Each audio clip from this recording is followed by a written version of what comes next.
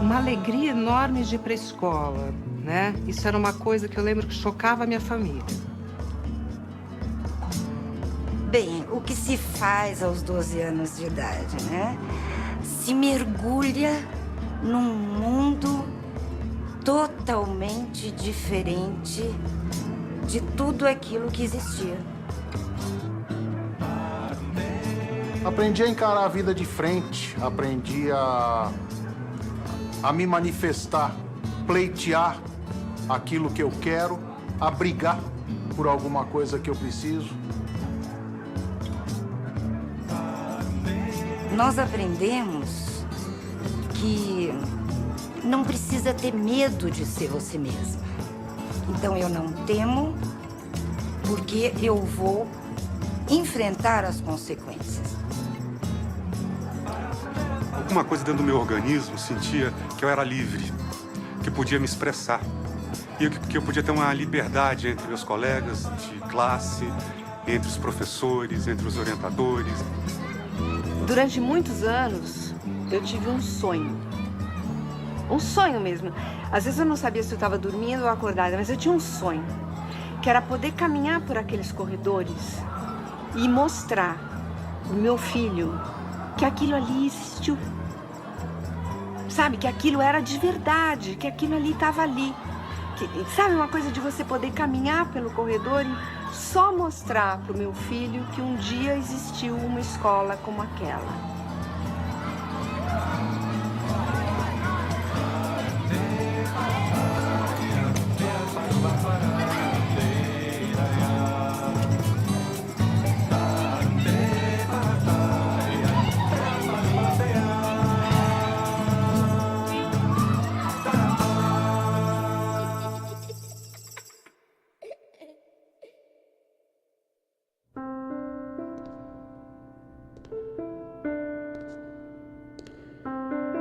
Em 1967.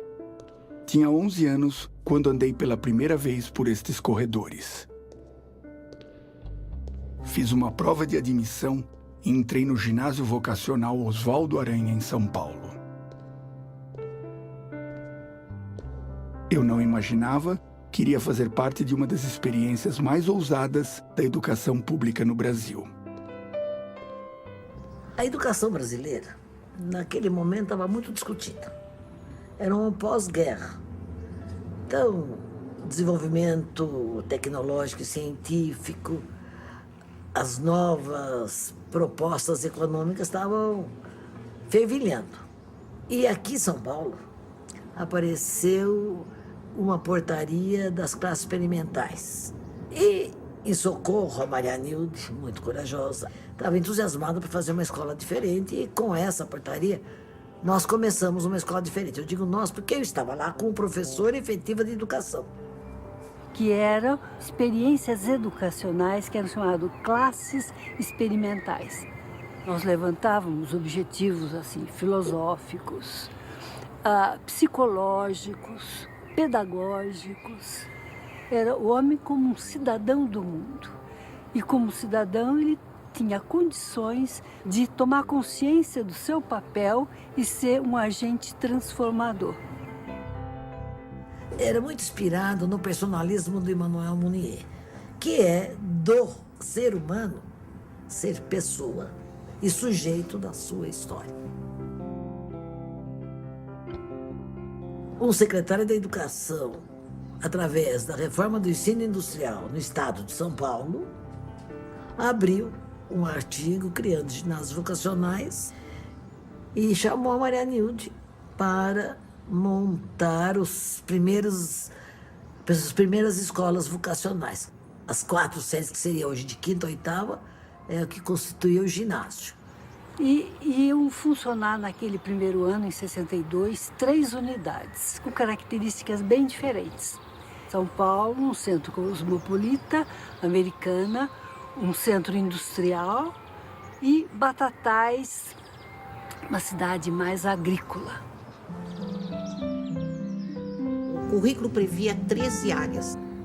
centralizadas, integradas em estudos sociais como centro, né? Então, nós tínhamos as disciplinas comuns, mas tínhamos também práticas agrícolas, práticas comerciais, artes industriais, educação doméstica, artes plásticas. Era uma perspectiva de fazer-o sentir as várias facetas da cultura humana, de homem livre e agente transformador da sociedade.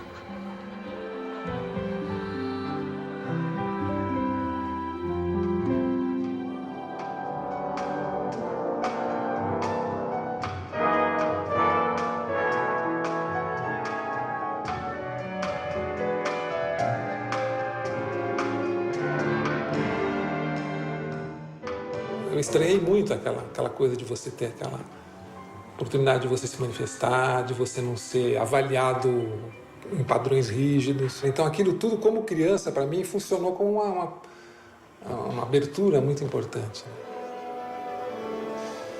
Eu lembro das saídas também para assistir determinadas projeções ou peças de teatro. Paulo Altran também teve uma peça, Burguês Fidalgo, essa marcou bem. Que a gente foi assistir, depois tinha o papo e as crianças conversando assim com toda liberdade com esses atores, isso era muito legal. Aí, faz a cabeça.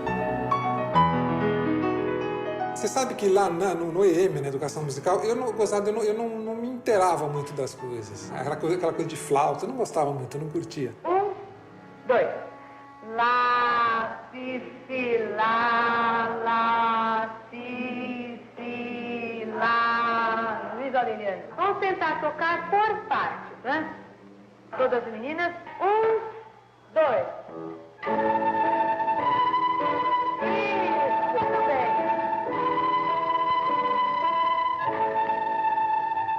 Podemos repetir um pouco? Aí começava com aquela flautinha, né? A flauta maldiçoenta, a flauta doce. A flauta doce que todos nós tivemos. Todo mundo tocava ao mesmo tempo, aquele negócio no recreio era absolutamente insuportável. Era aquele pi, pi, pi. Eu lembro. Esse é um som que vem na minha cabeça, assim, o som do corredor, assim.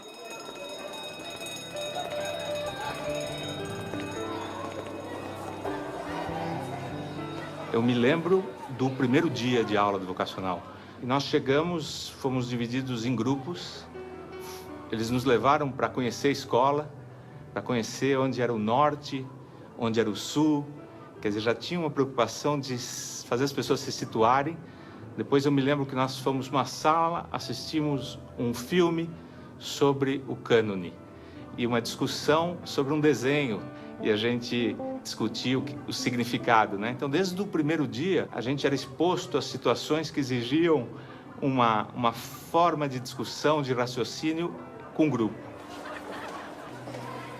Eles passam por uma entrevista em que se tem quase que uma definição ainda que precária do perfil socioeconômico, das suas relações familiares.Esse indivíduo é visto dentro do contexto da comunidade. A gente já fez o estudo da comunidade. Por exemplo, o Brooklyn tinha em torno de, não lembro exatamente, 10 a 15% de classe D, um bom reduto de classe média e um percentual de classe alta. A escola tinha essa representatividade. Quer dizer, o filho do, sei lá, do zelador do prédio, ou do cara que morava lá, quase que na favela, lá embaixo, ele estava na escola porque ele tinha que entrar dentro desse contexto dos 15% que a comunidade tinha de classe C e D.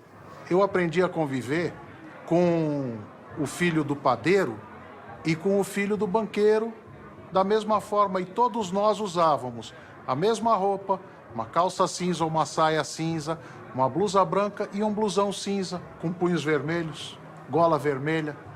E eu não me lembro de ninguém, durante o tempo que eu estudei vocacional, que a gente falasse, não é esse, sabe?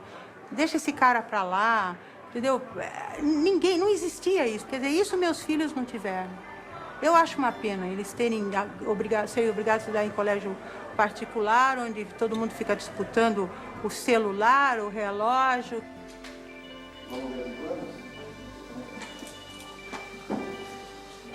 Eu e meus pais somos imigrantes. Meu pai lá na Itália, ele era serralheiro. Minha mãe foi trabalhar em laboratório, mas era operária também. Aí minha mãe e meus pais ficaram sabendo do vocacional, uma escola que não precisava pagar, que era uma grande coisa. Eu nunca me senti discriminado. Quando a gente viajava todo mundo junto. Quando a gente brincava todo mundo junto. Então estávamos todos no mesmo barco. Eu acho que a importância econômica aqui era em segundo plano ou terceiro plano. Tanto é que ela não fazia diferença. Ela fazia parte do nosso dia a dia.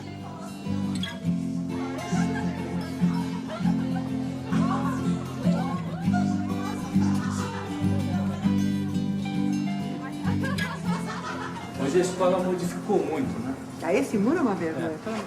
Esse muro aqui não existia, né? Isso aqui, na realidade, era uma grande escadaria, né? E a gente... Tinha um pátio, tinha uma escadaria e um prédio lá em cima. Um pátio coberto, né? E um prédio que era o nosso colegial. E uma saída que era né? saída por ali. É.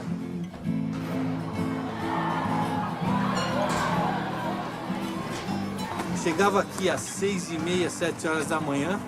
E quando você chegava na área dos armários, aí começava a socialização.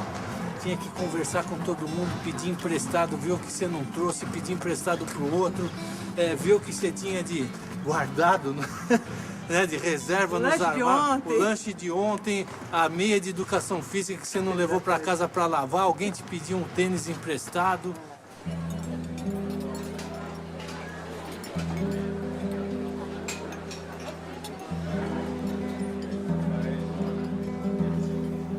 Tinha duas turmas. Uma ia almoçar e uma outra turma estava servindo. Isso era em consonância com a aula de educação doméstica, que era cheia de mesas, com 8 ou 10 lugares, se não me engano. Banquinho. Daí você entrava na fila por lá. Tipo bandejão. O cardápio era feito aqui, coordenado com a cantina para toda a escola, né? E colhia as hortaliças, alguma coisa que a gente tinha aqui. E aí, dentro da economia doméstica, você tinha enfermagem. Os meninos aprendiam a pregar botão. Lavar roupa, né? Passar roupa e cuidar de criança, né? De bebê, né? E a parte de dar injeção em laranja. Trocar fralda. Uma coisa fantástica que a educação doméstica ela fazia, em integração com as outras matérias, nós já fazíamos trabalho comunitário, né? 40 anos atrás, que hoje é considerado moderno as escolas fazerem, né? O trabalho social, o trabalho comunitário, o envolvimento com ONGs, etc. Nós fazíamos nos postos de saúde, em favela. Na terceira série eu fui presidente do banco. Aí eu fui negociar com o Laudo Natel para ver se o Bradesco podia imprimir os talões de cheque pra gente. Não aconteceu. Aconteceu. Não aconteceu? A gente tinha talão de cheque bonitinho. A gente tinha o carimbo de o nome de cada aluno que tinha a conta. Então, o teu talão de cheque saía personalizado, porque a gente mimeografava cada uma das folhas. Eu me lembro, tinha um professor de matemática que ele ensinava matemática assim. Ele falou assim, a cantina da escola, quem vai dirigir são vocês. Então, vocês vão vender, vocês vão administrar. Isso tudo era feito para os alunos, aquilo era uma coisa maravilhosa. Eu vi os alunos fazendo as compras, quantos pastéis, quantos tipo de bala, quantas guloseimas, enfim. Aí o balancete, olha, nós vendemos tanto e tal. Isso era ensinar matemática. Então, esses alunos que estiveram ligados a esse momento jamais acharam que a matemática era um bicho de 7 cabeças.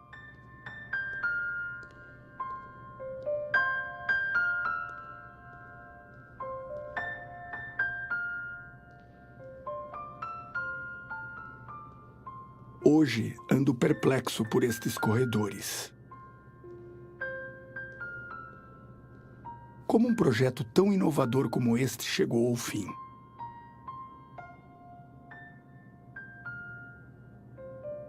"40 anos depois, a educação brasileira parece estar anos-luz da experiência que vivemos.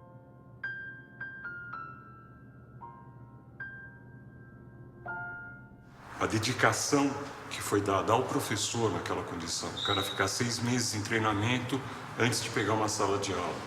Na hora que pegava a sala de aula, ele tinha uma dedicação integral aqui dentro. E aí todo o resto da estrutura acompanhando e suportando ele a descobrir como fazer integração com as outras matérias, como trabalhar com síntese, como trabalhar com grupo, porque não devia ser simples trabalhar com... ninguém tinha as regrinhas de como trabalhar com grupo do jeito. A experiência vocacional foi muito mais importante para os professores do que relativamente para os alunos. Eles ganhavam bem, mais do que qualquer professor da rede pública, até mais do que alguns professores universitários.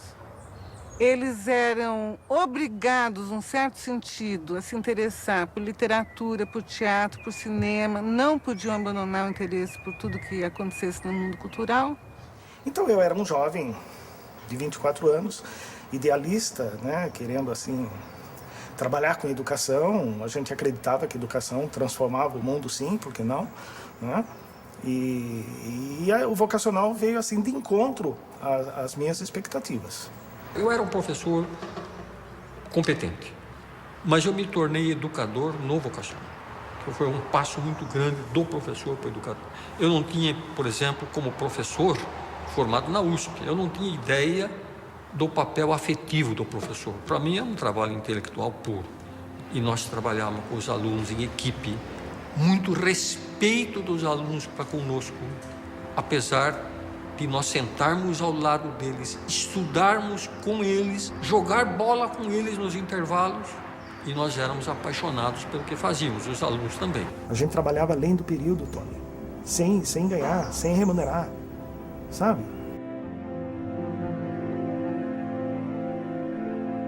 O vocacional abriu a minha cabeça, mas me deu uma visão de mundo, uma visão de homem, uma visão de liberdade, uma visão de respeito profundo ao ser humano.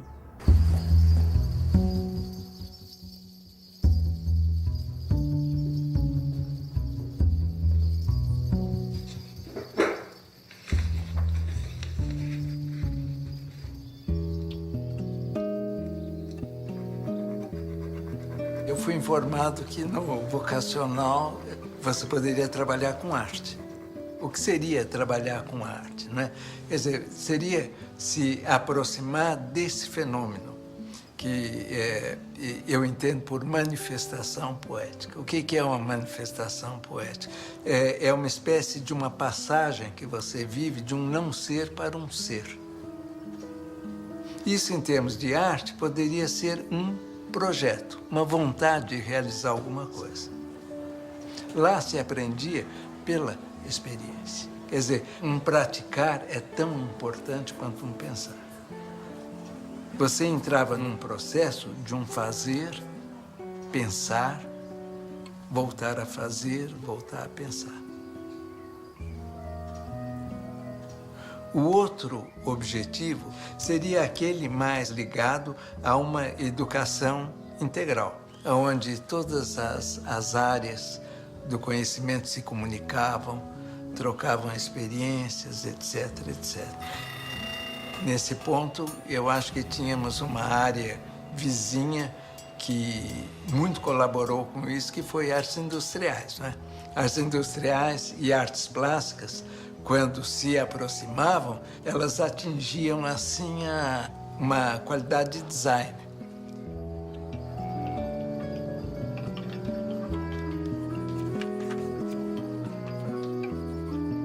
Eu tenho a impressão que os nossos ex-alunos, eles tiveram a oportunidade de vivenciar a prática, vamos dizer, de uma inteligência sensível, né?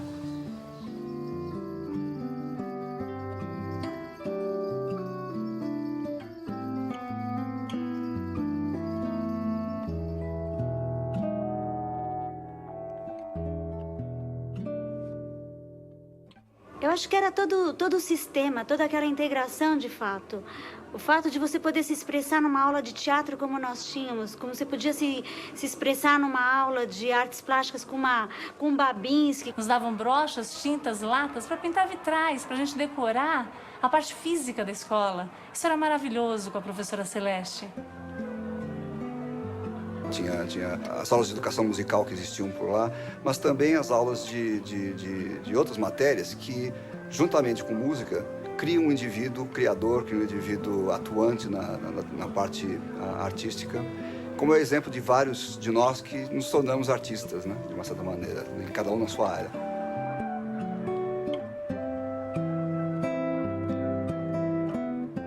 Sobrou alguns resquícios aqui das nossas aulas de artes plásticas. Você pegou que professores de artes plásticas, você se lembra? Celeste. A Celeste. Fundamentalmente a Celeste. Para mim, a Celeste é uma das professoras mais marcantes do período. Por quê? Porque ela exercitava, enfim, todos, mas de alguma forma as aulas dela marcavam muito. A gente chegava aqui, depois de fazer um estudo do meio rápido em torno da escola, então um dia saímos para desenhar livremente o que quisesse. Chegava, colocava em círculo, era meia sala quando tinha artes plásticas, artes industriais, então era no máximo 20 alunos. E o grupo decidia qual desenho ia ser discutido primeiro. E ao ser escolhido um desenho, o primeiro a falar era o autor. O que eu quis fazer, consegui isso, não consegui aquilo, ou seja, a famosa autocrítica. Depois o grupo fazia a crítica e, por último, se necessário, ela fazia uma intervenção. Havia provas bimestrais, mas a prova não era tudo. Ele era avaliado pelo trabalho dele na equipe, ele era avaliado pelos resumos de livros que ele fazia, era avaliado pela liderança ou não numa equipe. E a coisa mais legal do mundo era a autoavaliação, onde se aprende a autocrítica, que vai evitar que você fique o resto da vida botando a culpa nos outros.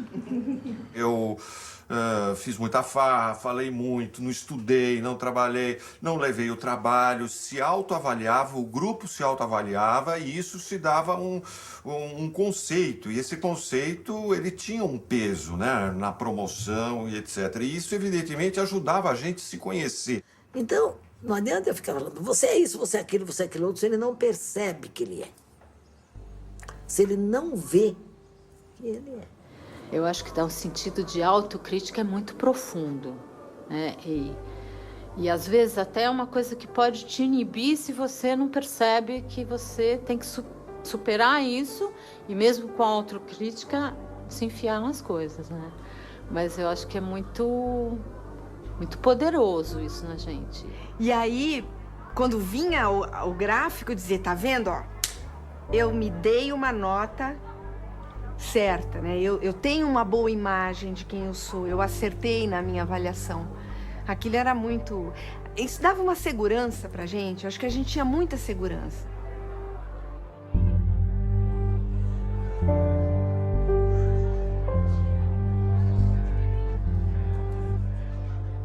Eu costumo dizer, na verdade, que o vocacional fez uma revolução copernicana na educação. Ou seja, o vocacional, ele tirou exatamente aquilo que estava centrado como ato pedagógico no professor e trouxe juntamente também para os alunos. Tem uma inquietude criativa, intuitiva, e que nos permite essa liberdade de ousar, de tentar.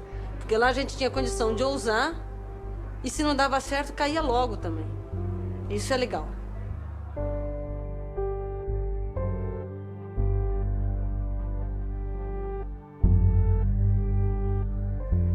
No laboratório de ciências, a gente estava fazendo uma experiência com iodo metálico, tinha que pegar o tubo de ensaio. Em vez de olhar aqui, eu fui virando. E no que virou, caiu aqui uma placa de metal.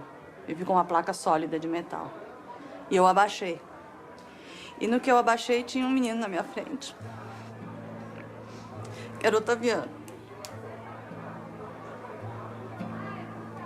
E que ele gritou, Zaira tá queimando viva. Nisso, a Berta, que era a professora, a Berta Iagli, levantou meu rosto, então por milímetros e milímetros, eu não sou cega hoje em dia, foi uma queimadura feia de 3º grau, ficou um buraco no meu rosto. E aí, no dia seguinte, eu cheguei no colégio, não tinha nenhum espelho. As pessoas acho que nunca se deram conta disso, que não tinha espelho. Nos banheiros não tinham espelhos.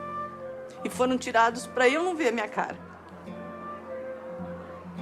Na semana seguinte, eu tive que fazer essa experiência para todo mundo do vocacional. Eu ficava no laboratório e as classes iam rodando para mostrar para todos que não era tão perigoso e que tinha sido um acidente realmente. Então, com isso, em 69, fiquei amiga de todo mundo.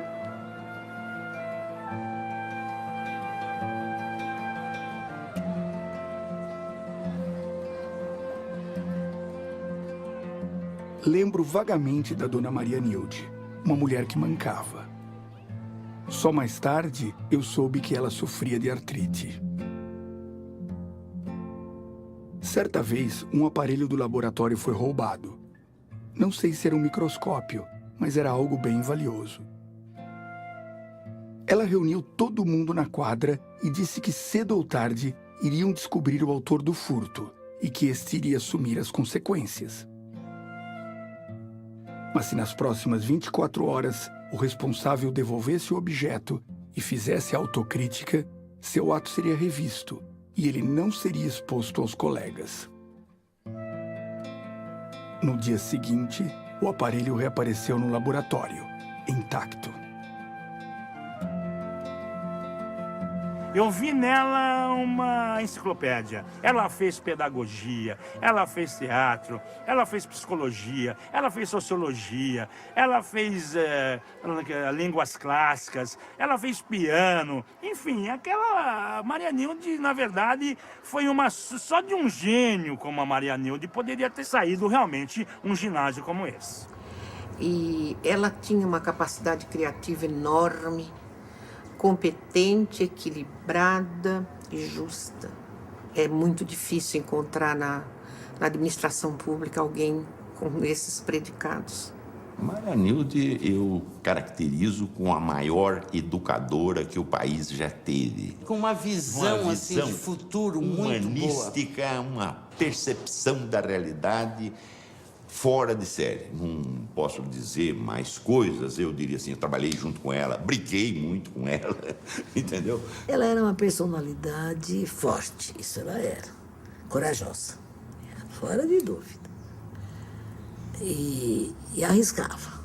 O ensino vocacional é uma experiência que se desenvolve no estado de São Paulo através de algumas escolas secundárias, com o principal objetivo de levar o jovem à descoberta da sua personalidade, conhecendo seus interesses, as suas aptidões e percebendo o mundo e a si mesmo, a fim de situar-se na sociedade e a desempenhar o seu papel de homem transformador. E ela nunca falou assim, não, a ideia foi minha, eu que fiz. Não, o vocacional foi fruto de uma discussão, de um grupo de trabalho, que se deve acreditar a Nilde, essa firmeza que em um grupo de trabalho teve pulso firme para manter, para aglutinar a coisa. Ela era capaz de dominar uma assembleia de pais que eu ficava até sufocada de ver, porque ela, com a vozinha tranquila, suave, aquele monte de gente, tinha pais de todas as classes sociais, né? Ela conduzia aquilo que a gente nem percebia que estava sendo realmente muito conduzido, mas era uma delícia, era uma coisa impressionante, não era uma reunião que a gente falava, não precisa acabar esse negócio aqui, não, pelo contrário.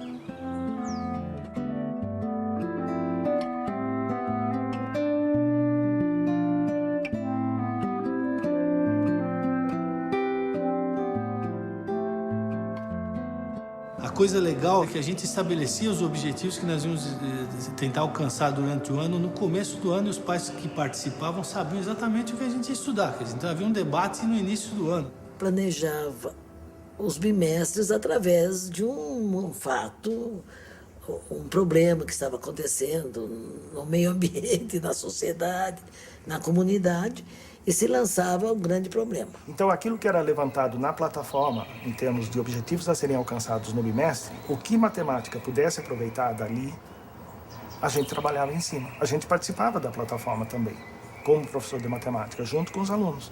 A assembleia era conduzida por eles na plataforma, certo?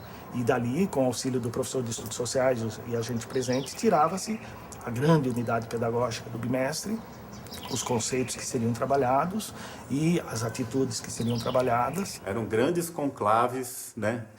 No começo do ano, todo mundo reunido ali no refeitório. Exatamente. Uma semana decidindo o que se ia fazer. Na verdade, era o grande tema, né, do que se ia estudar no ano. A escola, ela não deve ser uma ilha, ela não deve estar ilhada. A escola, ela faz parte ativamente do processo educacional. Ela está contida com os problemas da sociedade. E ela deve tentar também discutir esses problemas dentro da escola. Vamos estudar Serra da Mantiqueira, por exemplo. Eram chamados estudos do meio. A gente ia até o local lá para aprender, para vivenciar, conhecer, né? No primeiro ano, você estudava a cidade. O segundo ano, vamos dizer, seria o Estado. O terceiro ano seria o Brasil, né? Eu tive a oportunidade de conhecer a usina de Urubupungá, uma série, o estado do Mineirão. O quarto ano, no caso, seria já fora do Brasil, vamos dizer assim, né? Estudo do meio, inclusive, não era um passeio, né? Era um trabalho, a gente tinha que fazer relatório, né? O primeiro estudo do meio foi o estudo da própria escola. Conhecer as funções das pessoas, conhecer os locais, o papel dos professores, de cada um. Estudando o ciclo do café, então íamos lá para a região das fazendas do café. Estudando a industrialização de São Paulo, então a gente ia para o Brás. E os alunos de Barretos, Batatais, Americana, São Paulo e Rio Claro, todos de 7ª série, passaram 10 dias nessas cidades históricas de Minas Gerais, estudando o barroco mineiro, em ciências, como é que aquele calcário todo formou as rochas, em matemática, calculando o consumo da gasolina e do óleo diesel nos ônibus, fazendo um perfil topográfico da paisagem e vendo o barroco nessas cidades, preparados para ser uma viagem de estudo de fato. Voltaram, trabalharam escrevendo durante uns 2 dias seguidos, e depois uma grande assembleia de síntese dos 120 alunos, chegando à conclusão o que nós vimos, o que é o barroco mineiro, o que são as cidades históricas, o que Belo Horizonte representa para o sudeste do Brasil e assim por diante. Condições físicas também não propiciaram a ocupação e estabelecimento do homem. De eles podemos citar o relevo, como os Andes. Um ponto para mim que é um ponto de virada, que é um estudo do meio, que a gente fez em 66 para Itanhaém. Levaram a gente aqui o Itanhaém acima até uma aldeia de índios que tinha um pouco para cima. E a gente conversou com o pessoal. E, acima de tudo, a gente viu a miséria. Não era uma coisa desconhecida, mas aquele grau de miséria, aquele grau de desamparo, foi o ponto de virada. Foi lá que eu voltei para casa e falei assim, eu preciso fazer alguma coisa. Isso não é bom. Mexeu assim nas entranhas. Então, a partir daí, o resto é sofisticar esse sentimento.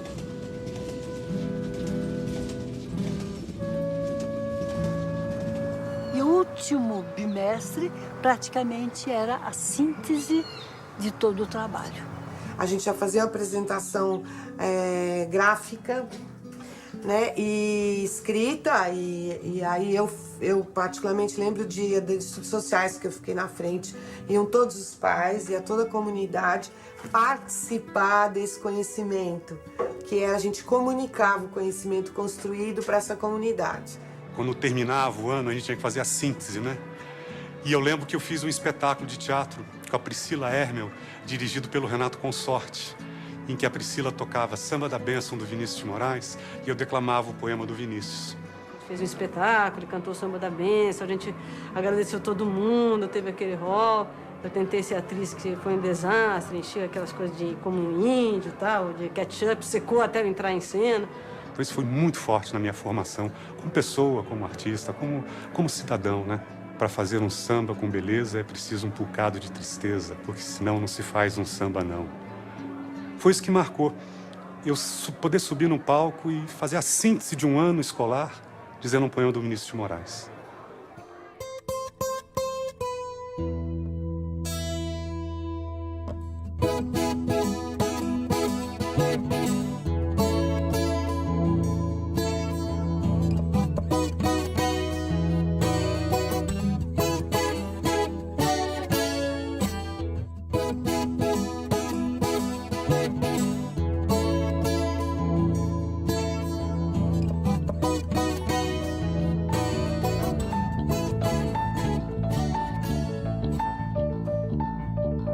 Tadashi Fujita. Minha profissão hoje é música. Eu sou da turma de 64. Sou professora e agora eu sou fotógrafa. Eu sou odontopediatra. Socióloga. Eu sou engenheiro. Meu nome é Madalena E hoje eu sou psicóloga. Sou biomédica de profissão. Músico, cineasta, sou socióloga. Tradutor, intérprete e E hoje eu sou psicóloga. Secretário de Transporte do Estado de São Paulo.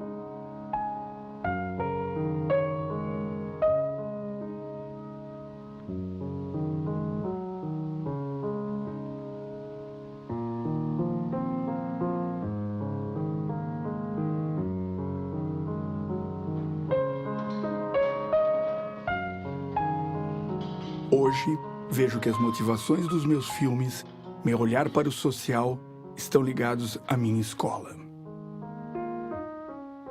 Nos anos 90, Maria Nilde entrou em contato com alguns ex-alunos que atuam na área de comunicação, com a ideia de fazer um filme sobre a experiência dos ginásios vocacionais. Fizemos muitas reuniões com debates calorosos e intermináveis. O projeto não deslanchou.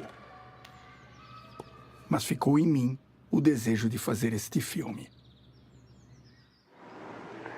O ensino vocacional desenvolve em jovens uma atitude crítica perante a realidade e pretende, com esta experiência, afetar a renovação das demais escolas secundárias. O significado dessa experiência educacional, a nosso ver, dentro de uma percepção de professores, de pais e de elementos interessados em educação, deverá marcar o momento da renovação da escola secundária brasileira. Havia lá no pátio, estou lembrando de Americana, um painel bem grande que tinha o mapa mundi. Como atualidades era muito importante, a leitura de jornal e tudo, os recortes, as notícias eram indicadas, recortadas e afixadas lateralmente. Depois uma fitinha ligava, pois naquele tempo era a Guerra do Vietnã, uma fitinha ligava a notícia do jornal à localização, por exemplo, do Vietnã. As coisas que aconteciam, então, estavam todas lá. Eu me lembro também que nos últimos anos, que uma visita do coronel do 5º GECAM de Campinas, Coronel Cerqueira Lima, foi lá e começava a questionar aquele mapa. Mas por quê? Que uma criança dessa idade, que preocupação com o Vietnã, o que tem a ver isso com o estudo deles, não sei o quê. Ele já era 66, 67, né? Ele já tinha outras preocupações. E havia, sim, debates calorosos. Foi a época que estava aquela Guerra Fria entre Estados Unidos e União Soviética, Kennedy e Khrushchev, né? Aquela briga fria, Fidel Castro por trás com Cuba. E havia, sim, discussões homéricas na sala de aula, cada aluno dando a sua opinião.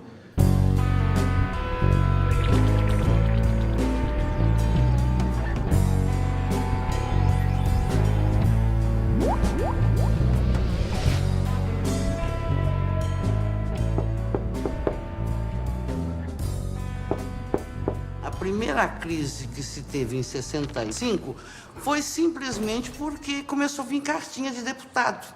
Depois que a coisa começou a aparecer, o pessoal começou a achar, a gente virou meio vitrine, né? Então daí todos os caras importantes queriam colocar seus filhos aqui e mandavam uma cartinha dizendo, matricule-se. E a diretora simplesmente não matriculava, né? Porque a Maria Nilde sempre foi muito resistente a qualquer intervenção. Não só a Maria Nilde, mas toda a equipe de coordenação que trabalhava com ela. Então foi uma coisa unânime da equipe de resistir a essa pressão. E a diretora não aceitou, foi afastada, depois houve uma mobilização geral e elas retornaram. Vieram todos os profissionais, Barretos, Batatais, Americana, vieram todos aqui. Aqui nesse pátio teve uma assembleia com pais.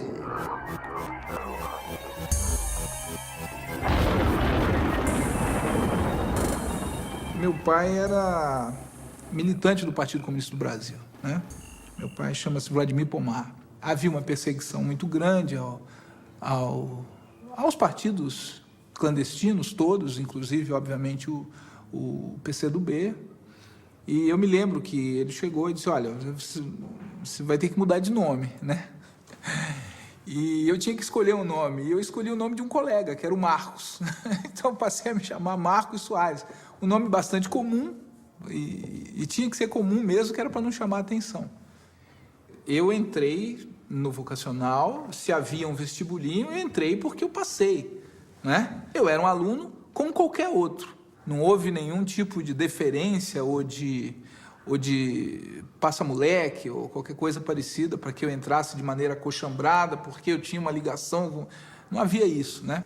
E o vocacional começou a ser visado. Eles começaram a sentir que aqui a filosofia educacional era formar o cidadão consciente, que questionava, não recebia nada de graça. Então, falou, isso aqui vai ser uma bomba. No futuro vai ser uma bomba.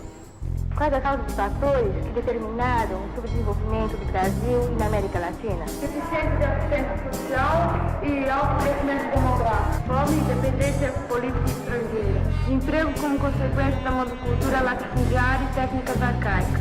Falta de aproveitamento dos recursos naturais e meios de comunicação. Desequilíbrio econômico entre indústria, agricultura, produção primária e más condições de trabalho. É preciso dizer que realmente o vocacional era subversivo.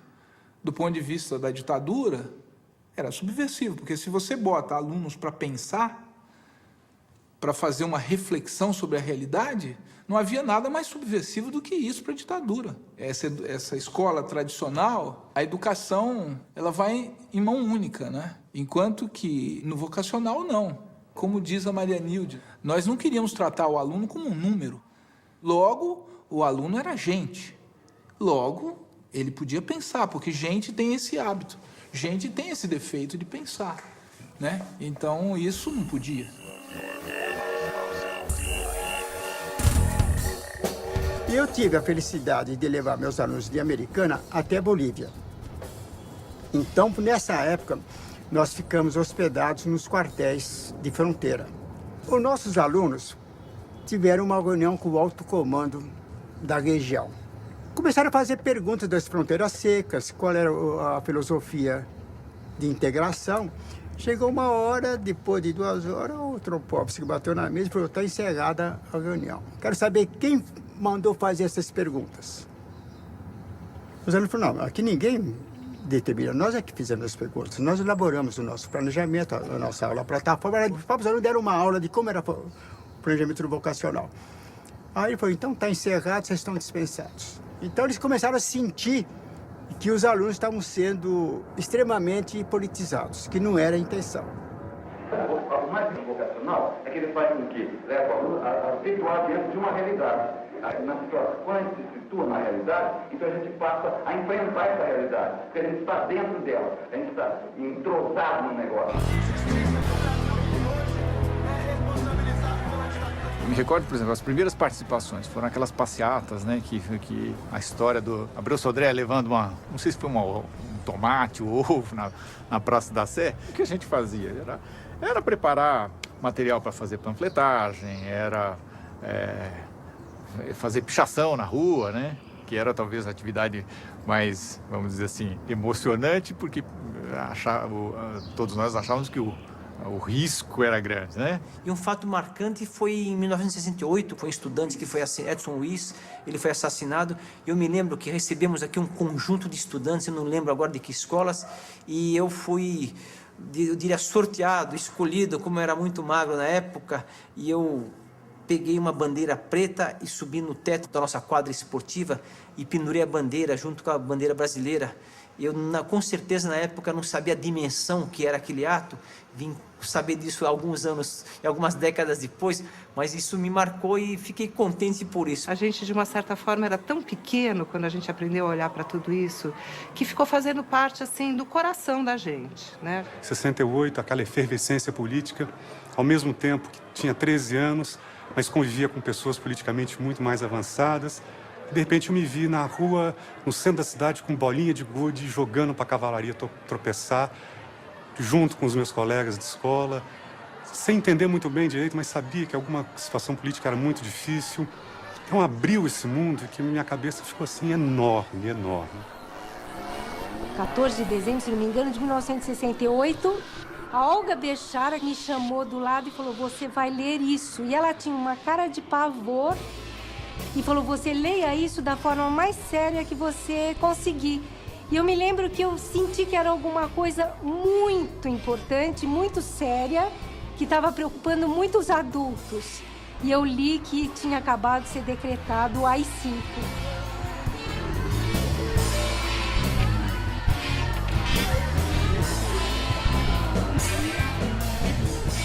Do ponto de vista histórico, temos que considerar o fato do Brasil e da América Latina terem sido colônias até o século XX.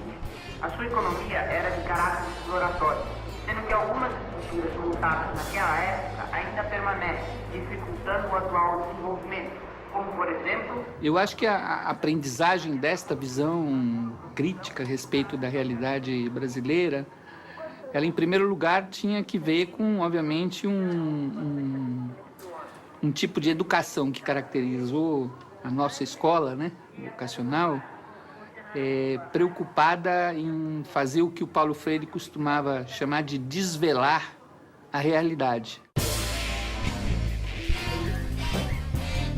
Em termos de São Paulo, nós sempre sofremos uma pressão interna da Secretaria de Educação, por pessoas que queriam simplesmente acabar com a experiência porque tinham outra maneira de pensar, tinham uma cabeça fechada, achavam que aquilo era jogar dinheiro fora, né, coisas do tipo. E havia aqueles outros que não queriam fechar a experiência, mas que queriam o lugar da professora Marianilde a todo custo.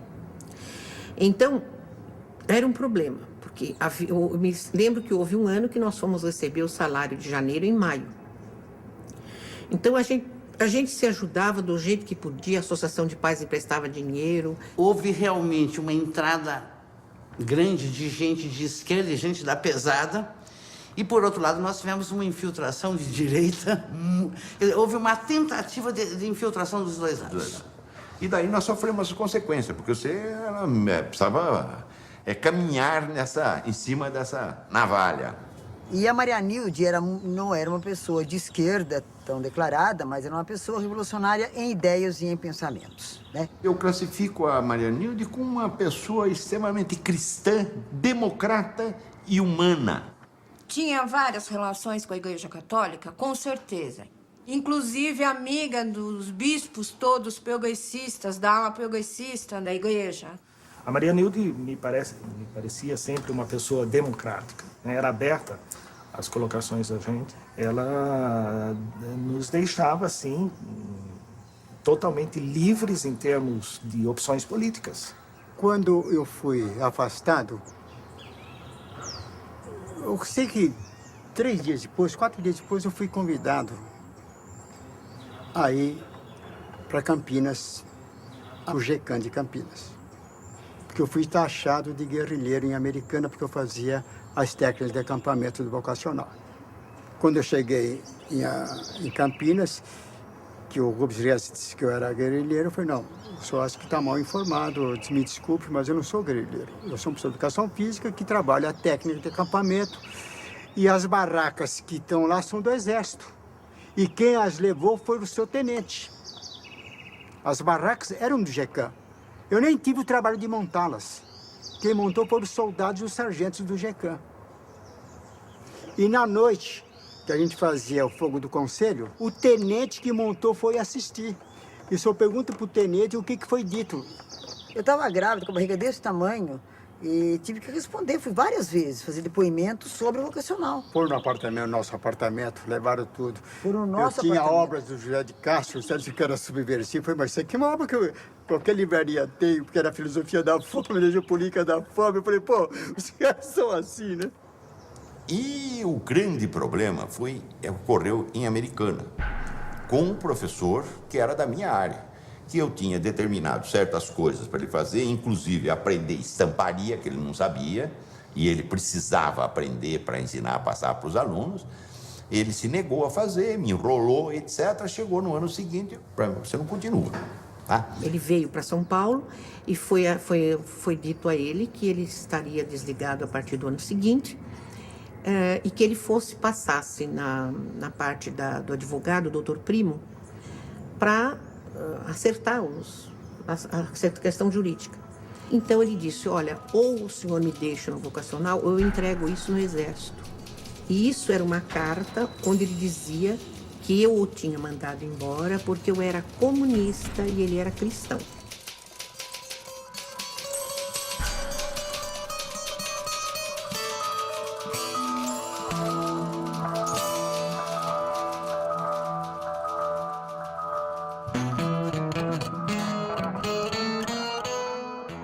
Em junho de 69, a professora Maria Nilde, ela tinha aberto o Diário Oficial e tinha dito, Áurea Cândida Sigrist, diretora do Vocacional de Americana, destituída do cargo para atender a processo do SNI, coisas assim, né? E ela foi saber por quê, e o general disse que eu tinha acusações de que eu seria comunista, quis convencê-la a dizer que realmente ela estava desconfiada de mim, porque quem sabe eu seria comunista ou não. Ela se negou perentoriamente a isso. Então lhe foi dito o seguinte, ou ela assinava alguma coisa dizendo que eu era comunista, ou coisa que eu valha, ou rolaria a cabeça dela.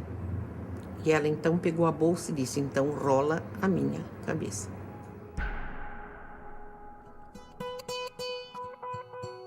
E no dia seguinte, realmente, o Diário Oficial publicou a destituição dela.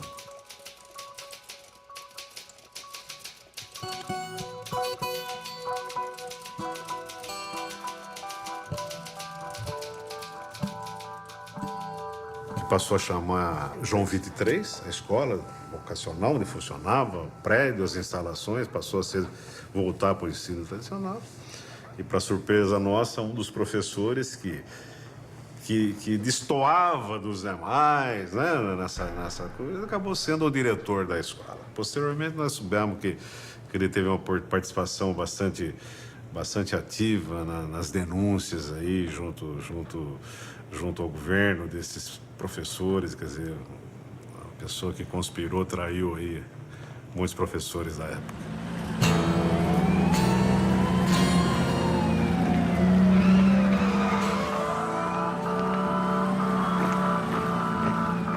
Em 69 foi o pior. A Maria Nilde já estava afastada, em julho mais ou menos, né? E foi em dezembro, um dia, nós estávamos aqui em São Paulo, foi no mesmo dia, eles marcaram uma visita, uma invasão das escolas.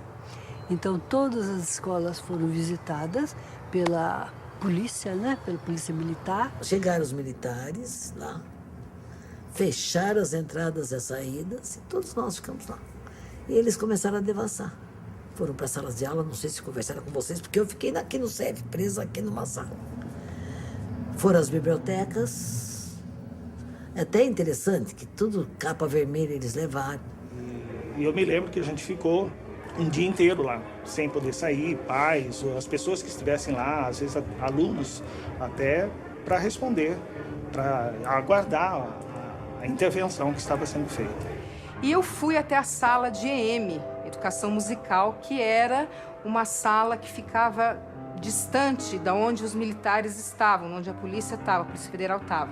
E chegando nessa classe, estavam todos os professores detidos e trancados. E foi assim uma emoção, porque eu tive que pegar o nome todos deles e pegar os telefones e avisar as famílias, porque eles estavam ali sem comunicação. Muitos professores, muitas pessoas preocupadas, às vezes, com os termos de alguns relatórios do tipo sociabilidade, coisas desse tipo, jogaram muitos papéis nos banheiros, porque sociabilidade, os militares podiam relacionar com socialismo. A polícia rodeava com helicópteros a escola. E eu lembro que a gente combinou de ir todo mundo vestido com um uniforme de educação física, que era branco e vermelho, com tênis branco ou vermelho, não lembro. E a gente escreveu uma palavra com os nossos corpos no chão da escola, que era para o helicóptero. A hora que o helicóptero foi chegando, a gente falou, é agora. E todo mundo deitou no chão e escreveu a palavra cu bem grande no pátio da escola, que era a nossa vingança adolescente contra aquela situação completamente opressiva. E foi uma coisa muito, porque estava todo mundo grudado um no outro, com muito medo, mas muito certo de que era aquilo que a gente tinha que fazer, porque estava muito pesada aquela situação.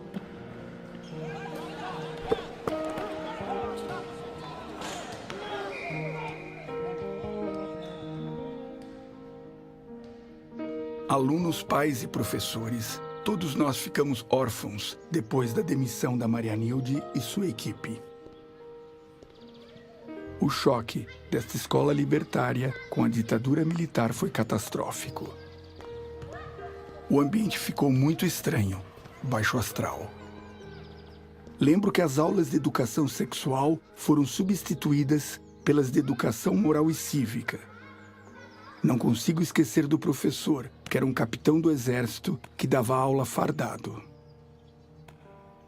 Em 70, por volta de junho, ele entrou na rede comum das escolas e perdeu o nome vocacional a partir daí. Os pais se reuniram, criou-se uma comissão em defesa do vocacional e houve toda uma luta aí dos pais no sentido de preservação do ensino vocacional. Depois eu lembro do diretor interventor, não lembro o nome dele, mas Arthur. Então, se tinha alguma pessoa pela qual a gente não tinha respeito, nenhum. Sinto muito, não conheço pessoalmente, eu era uma criança, mas é esse Arthur, que obviamente era uma pessoa fraca, né? Era uma coisa que a gente sentia, né? Era uma pessoa fraca.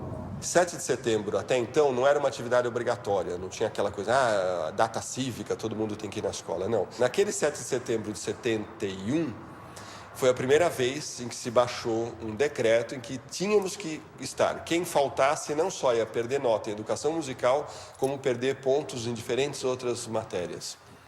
Bem, viemos, né, com esse espírito já muito contrariado, começam os primeiros acordes para se cantar o hino nacional. Está todo mundo enfileiradinho, de uma maneira que nunca tínhamos feito, essa obrigação de cantar o hino e ficar enfileiradinhos, né? E as vozes vão não crescendo, mas de repente começam a diminuir e para no meio do hino. O Arthurzinho fica muito bravo, pega o microfone, faz um discurso inflamado sobre civismo, etc., mas com coisas que para nós não tinham significado. E vamos lá outra vez e tal. E de novo, a professora Ema, dos acordes e tal, e começa o hino pela segunda vez. E de novo, ele declina e para. E aí acabou a festa cívica, né, oficial, né?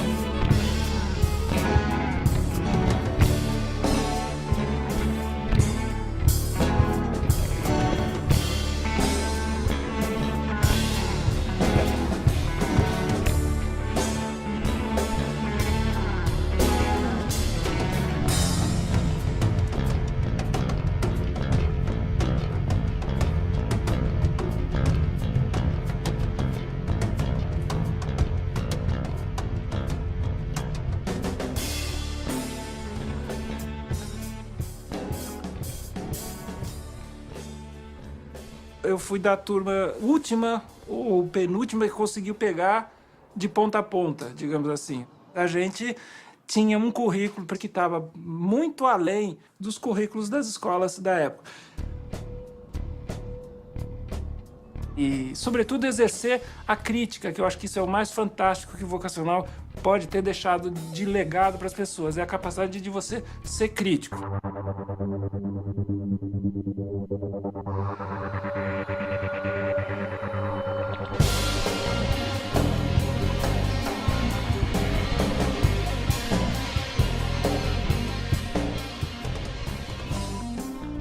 Quando eu voltei aqui uns 10 anos depois, acho que no final dos anos 70, começo meados de 80, talvez, uma das coisas que mais me chamou a atenção foi a quantidade de cercas e barreiras que tinham sido postas ao longo da escola, dividindo o espaço.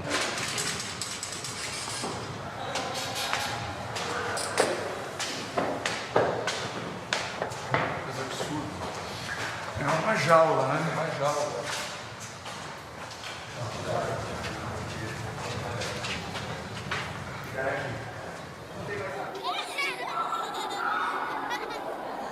Durante muitos anos, o que havia de maquinário aqui ficou congelado. Todo o maquinário aqui absolutamente empoeirado, com teias de aranha, etc., trancado na sala. Como se tivesse parado o tempo ali, fecharam a sala, acabou o vocacional.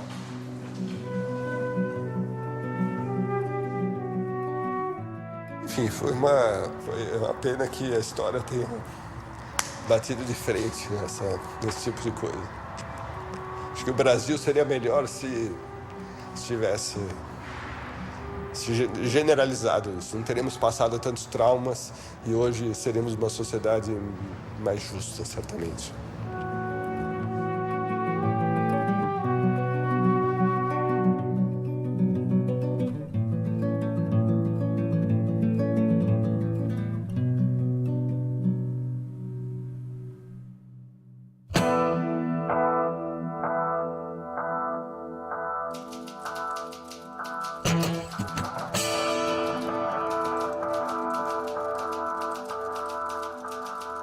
E ela não foi torturada porque invadiram a casa.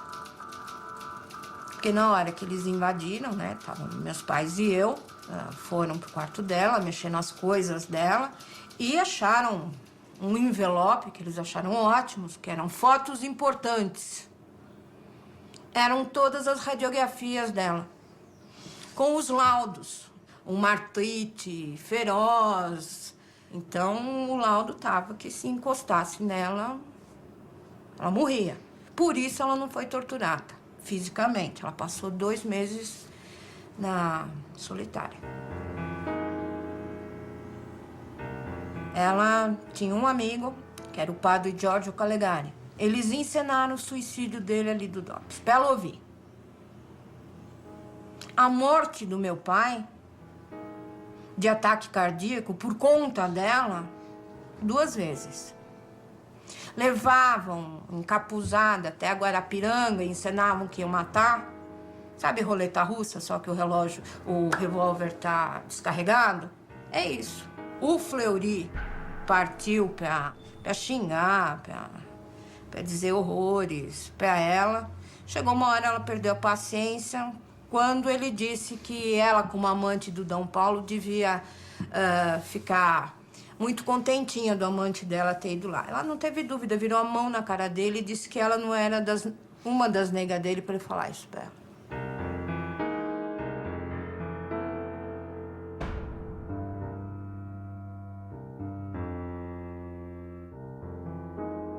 Maria Nilde saiu da prisão pelas mãos de Dom Paulo, né?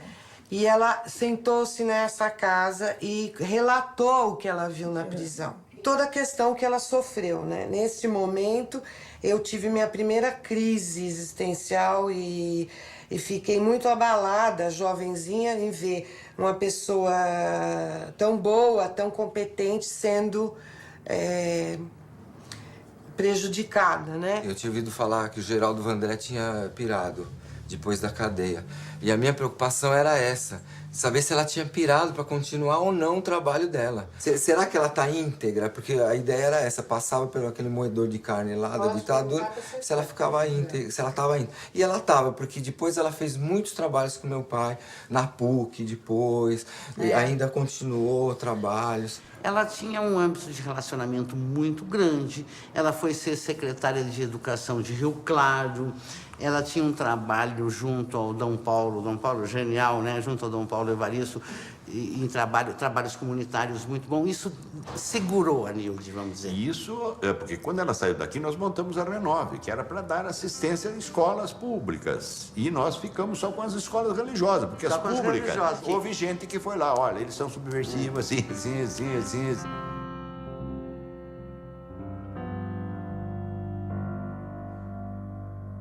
Acho que uma coisa que interferiu muito na vida dela foi a artrite.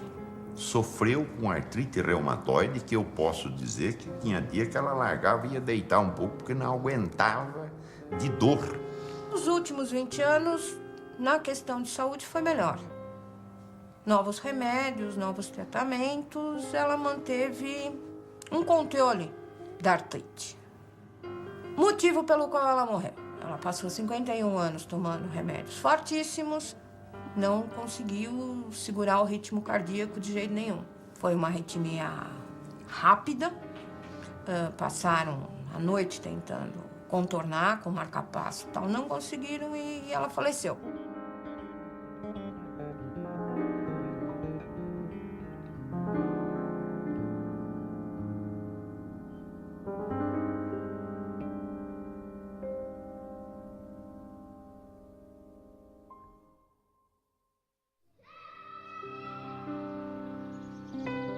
Em 1970, com 15 anos, eu estava terminando o ginásio, desolado pelo fim do ensino vocacional e a confusa situação do país. Aí, tive a infelicidade de ser influenciado pelo marketing de uma escola vendida como inovadora, que era tudo o que eu queria naquele momento. Fui da primeira turma do colégio Objetivo. Descobri que aquilo era o oposto do vocacional. Passei a questionar o método de ensino e, com isso, a ter sérios problemas de disciplina. Um tipo meio tímido como eu virou aluno problema. Acabei sendo expulso em menos de 6 meses. Então nós passamos maus bocados. Eu, por exemplo, que estava acostumado a ter liberdade para discutir com os professores, não é? Debater, fazer reuniões em equipe. A hora que cheguei aqui, no ensino tradicional, no científico, chamada oral toda a aula, professor punha a matéria na lousa e ficava voltado para a parede, parecia uma metralhadora falando, não dava oportunidade de perguntar, etc. Teve gente que não conseguiu se adaptar. Não sei, eu perdi contato com muita gente, mas eu me lembro que na época teve gente que mudou de escola, foi aluno problema na outra escola, blá, blá, blá, porque não aceitava a ordem ou, enfim, sem questionar. Rapidamente, esse aluno recuperava o que era perdido. O que não lhe tinha sido dado em termos de conteúdo. Porque ele tinha instrumentos. Era isso que o vocacional trabalhava. E fomos para colégios tradicionais. Nós tivemos a primeira prova de história, uma prova de testes. Nós éramos em 8 do vocacional, naquela sala do Alberto Conte. Nós não nos comunicamos. Os 8 entregaram a prova em branco. Nós estamos aprendendo história, nos pergunte sobre história, não nos faça pôr um xizinho. Muito bem, é isso que os senhores querem. Uma prova para cada um. Um tema para cada um dissertativo, e eles vão fazer na minha sala. E fizeram a prova lá. Entregamos. Vocês podem voltar para a sala. Ótimo. Todo mundo ansiosíssimo para a próxima aula de história com as provas, né? O professor Alcione chegou. Fulano, 5, 6... As nossas 8 eram as últimas provas. Aí foi. 1, 10. 2, 10. 3, 10. 4, 10. 5, 10. 6, 10. 7, 10. 8, 10. E Alcione disse: eu peço desculpa aos senhores. E a classe um comunicado. A partir de hoje, nós não teremos mais prova de teste.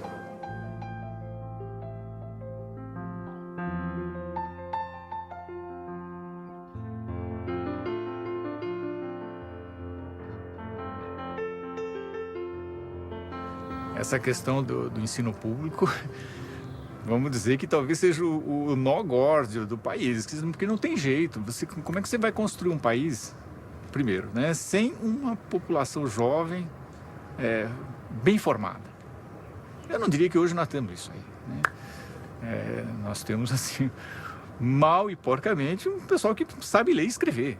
E não tem a menor condição de pensamento estruturado. Eles não conseguem desenvolver as habilidades, inclusive necessárias até para esse mundo que está aí. Os professores atuais são frutos daqueles alunos que foram incrivelmente mal formados em termos, eu já nem estou falando em termos de visão de mundo, porque de visão de mundo eles não têm nenhuma.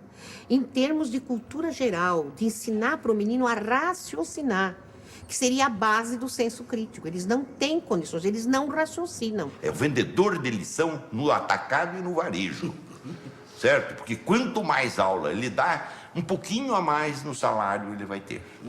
E isto precisa mudar. O professor precisa ser colocado à disposição do estabelecimento de ensino para fazer educação.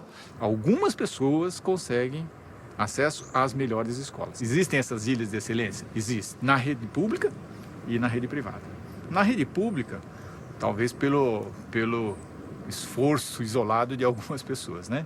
E na rede privada, porque elas fizeram um grande investimento, então elas têm os melhores profissionais, os melhores materiais, os melhores equipamentos e conseguem, então, dar conta de um ensino de um padrão superior, né? Mas é minoria, né? Então, a educação para a minoria é talvez o sinônimo do fracasso no futuro, né?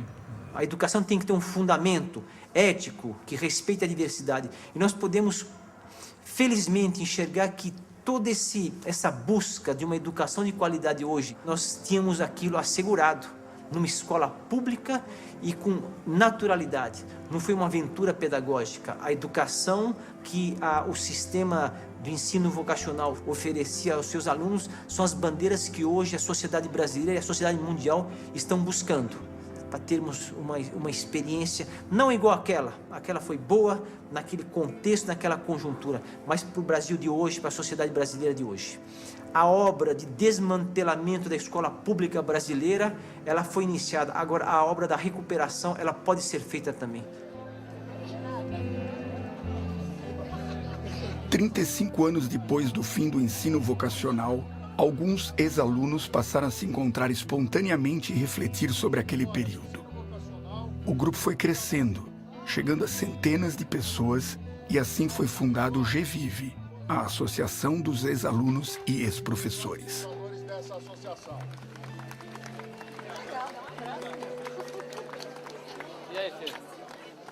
O vocacional nos marcou para sempre e me faz pensar que é possível, sim, uma educação viva, verdadeira, para o rico e para o pobre, que forma gente que pensa.